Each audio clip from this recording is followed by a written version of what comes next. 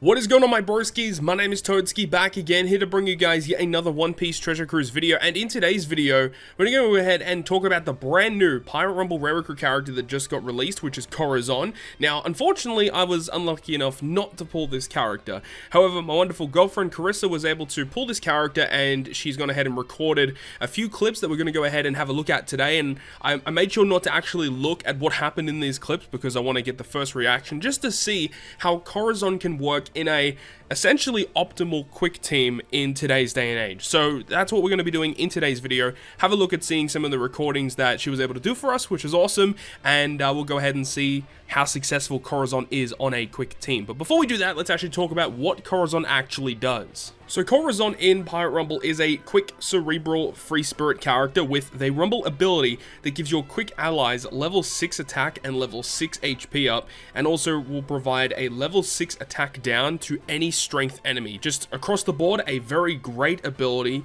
that provides buffs to you and debuffs to the optimal opposition that you would normally challenge with a quick based team. So already the ability is fantastic, and on a 28 CT for his Rumble special will provide a 70% health cut to only a single enemy, and then targets your quick allies for level 5 defense and level 5 guard rate up, and then also targets all strength enemies for level 4 CT down for 10 seconds. So this is a great sort of special that allows you to make your team more bulky whilst also reducing the capabilities of the enemy's strength-based team.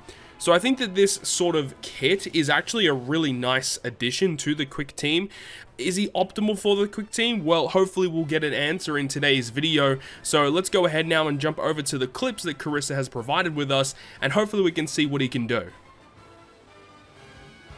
So the first clip that we have here is going to be up against the current quick challenge difficulty single match. Now, originally, I didn't think this team was going to be able to do it, you know, considering the fact that, you know, mono quick versus mono quick, and, you know, the challenge difficulty has higher stats, they've got more Sugofest exclusive characters. It didn't make sense that this team was able to get the job done, but apparently it does. So let's go ahead and see what happens here. So, just looking at the team composition at first, originally I was planning for Karissa to go ahead and use Izo and Okiku on the front line. I absolutely love that unit, but also Shiryu providing an additional CT increase for the rest of the crew for the first 30 seconds or so is definitely really valuable. So you can see Izo Okiku doing a pretty decent chunk of damage at the start there. Boa Hancock is obviously really annoying to deal with. She does a lot of healing for the enemy side of the field. Kaido launching his special, which is great. Typically want Magellan to launch first to reduce the defense and then haste some of the characters. So here is Magellan doing his defense down. Does he haste anybody? I don't know if he hastes anyone there, but you got Kaido coming up next who does the huge health cut and then damage and knocking out 3 of them in one hit. That is absolutely incredible. I believe that Karissa's Kaido and Akainu actually, you know, level limit broken to a pretty decent level, so that definitely helps out a lot. So we have Izo and Okiku finally reaching the center of the match here. We got Shiryu coming in doing a pretty good amount of damage, knocking out the enemy Corazon and the Magellan there, which is great. You see the 70% health cut coming in from Corazon. Corazon doesn't really help that much in this case because he's mainly focused around debuffing that strength typing, but despite all that, it's still really good that he's able to come in and still provide something for our team here. So we've got Whitebeard coming in, we've got Sober Mask back in now. Sober Mask is going to be really good against this team because he has that type advantage and he does a lot of damage when that clock reaches very low levels. Kaido coming in with another special, knocking out Legend King, and only Whitebeard and Kaido remain. Sober Mask going to be coming in and doing some heavy damage, and it's just a 1v5, and at this point here, absolutely no issues whatsoever. So a surprising victory here actually against the challenge quick team. So the second team that we're coming up here against is going to be I wouldn't say it's a super optimal strength team, but it's a strength team nonetheless. I mean, there's still some scary characters here.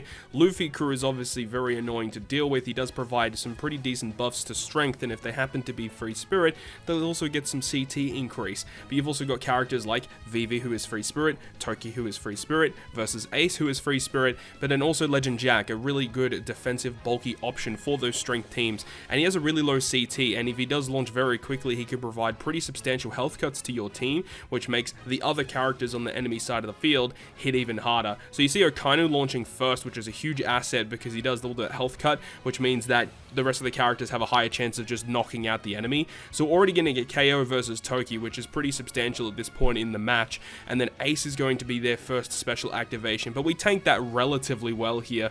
VV can potentially special bind some of our characters. Corazon unfortunately is inflicted with that special bind, which means that he won't be able to launch that special anytime soon, but it doesn't look like it's going to matter because Kaido knocked out 3 of those characters with 1 special activation, and I think it was very, very valuable that we had that health cut activate very, very early from the versus Akainu, which goes a long way because if he health cuts and then the rest of your characters launch, you get a really, really high chance of getting some additional knockouts. There is the Corazon, which can provide really good debuffs to the enemy as well as that 70% health cut, and with that, we secure a pretty solid and clean victory. So looking at the third match of the video, this one is going to be up against a very threatening team. So this looks like pretty much, I wouldn't say it's like as optimal as it can get, but it's a pretty optimal strength defense team. This is scary. You've got the key components of like Luffy, Ace, Law. You've also got the Toadskii as well. So you've got a good array of free spirit characters. You got Jank for tankiness, and then that little cherry on top of Final Tap Kid as the 6th character on the team. So as soon as someone is knocked out, you get Kid to take their place, and especially if it's a character that hasn't been able to launch their special yet, when Kid takes their place, he's going to get a very high CT, which means he'll be able to launch his special quicker, which in turn allows you to get some pretty clean knockouts. So we'll see what happens here. Pretty solid damage from the versus Ace. Law can potentially do some damage, but of course the good thing about the quick team is that they have that strength damage reduction, which helps out a lot.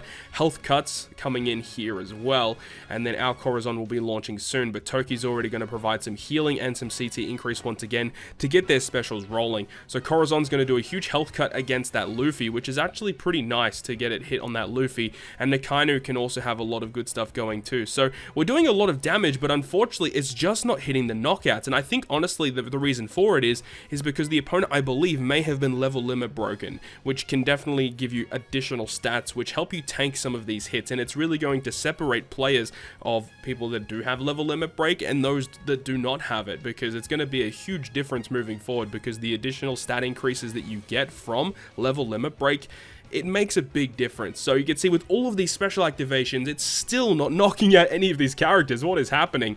Jack has already done multiple health cuts at this point, and Ace, he might get a knockout here. No? Yes, there you go. 3 knockouts against Akainu, Shiryu, and Corazon. But we have Izo and Okiku. So this is the time where Izo and Okiku probably would have been better to be on the front lines, to have all of their debuffs as soon as you possibly can, because they are very, very good against strength. You've also got Sober Mask, which will probably die very quickly, and there it is. 1 hit from Law, absolutely destroyed, and unfortunately Kaido gets knocked out as well. So this is looking very, very grim, and Luffy already launching as well. Oh no. Yeah, and then with all of the free spirit characters being hasted, if any of them have their special again. Ace, yeah, Ace is launching his special, and that's it. It's a 0 versus 6. No characters were knocked out. That is absurd. So the final team of this video that we're going to be challenging is actually kind of an interesting one, because it actually has the Pirate Rumble Rare Recruit Sanderzonia as well as the free-to-play Marigold. Personally, I haven't had the opportunity to go up against those 2 characters in one team, so we'll see how this one performs. And you see Kazuki Odin on this one as well, and Kobe on the bench. Kobe is like the last line of defense for a strength team. Is actually pretty good, because when he's like one of the last characters alive, I believe when you've got like 5 or less characters or something, he does provide like a 100% chance of CT increasing, fully charging a character special. It's pretty crazy. But I mean, this team that we're going up against doesn't really have a lot of bulk, because there's just no Legend Jack, so you don't really get any bulkiness at all. Final Tab Kid is already destroyed, so Marigold's going to make her way into the match right here.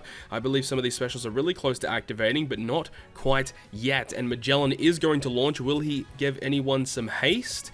He is going to haste Corazon, which is actually really good, reducing the strength character's CT level 4 for 10 seconds, so that's nice, so they don't get their specials back as quickly. And then we have Kaido, who's going to be launching his special. He might get a KO or 2, and boom, there you go. There's actually a triple KO, especially Luffy Crew getting knocked out. Shiryu will do some serious damage too, and it's going to be a clean 8-0. So despite the fact there were a lot more characters, the bulkiness was definitely missing from that team.